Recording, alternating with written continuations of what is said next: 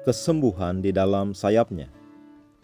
Tetapi kamu yang takut akan namaku, bagimu akan terbit surya kebenaran, dengan kesembuhan pada sayapnya. Kamu akan keluar dan berjingkrak-jingkrak seperti anak lembu lepas kandang.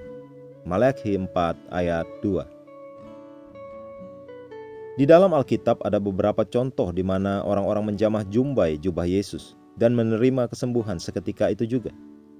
Sebagai contoh, Lukas 8 berbicara tentang wanita yang sakit pendarahan, yang menderita selama 12 tahun, menghabiskan semua hartanya, pergi kepada tabib namun tidak berhasil. Alkitab berkata, ia menjamah jumbai jubahnya, dan seketika itu juga berhentilah pendarahannya. Lukas 8 ayat 44. Kata jumbai di ayat ini adalah kraspedon dalam bahasa Yunani, dan itu artinya pinggiran atau jumbai.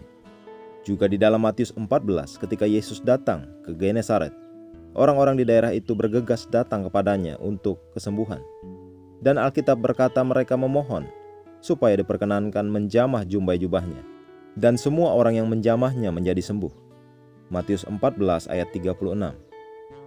Mereka membawa begitu banyak orang-orang sakit kepada Yesus, dan ia tidak usah melakukan apapun.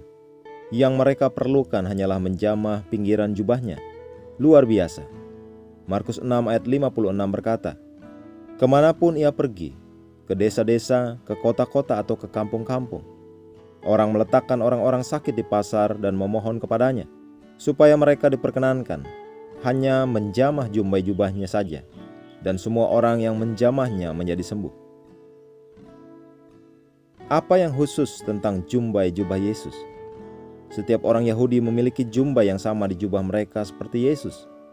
Baca Ulangan 15 ayat 37 sampai 38. Jadi itu bukan tentang pakaian atau gaya dari jubahnya, tetapi siapa yang memakainya. Mereka yang menjamah dia menjadi disembuhkan, percaya ia adalah Mesias. Maka dari itu segala sesuatu tentang dia, termasuk pinggiran jubahnya, akan menghasilkan kesembuhan. Itu yang kita baca di ayat tema kita. Dikatakan akan terbit surya kebenaran dengan kesembuhan pada sayapnya. Kata sayap adalah kanaf dalam bahasa Ibrani, dan itu mengacu pada perbatasan atau pinggiran. Yesus memiliki kesembuhan di pinggirannya, dan mereka tahu itu. Kemuliaan bagi Tuhan.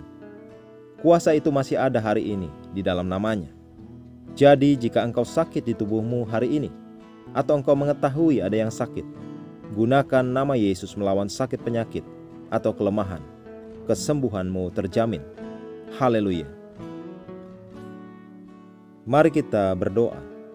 Bapa Sorgawi, terima kasih untuk kasih-Mu yang tidak terbatas. Aku berdoa untuk anak-anak-Mu yang mengalami sakit di dalam tubuh mereka, agar mereka bangkit dari keterbatasan dan keterikatan hari ini, dan dibuat jadi sehat dan kuat. Di dalam nama Yesus. Amin.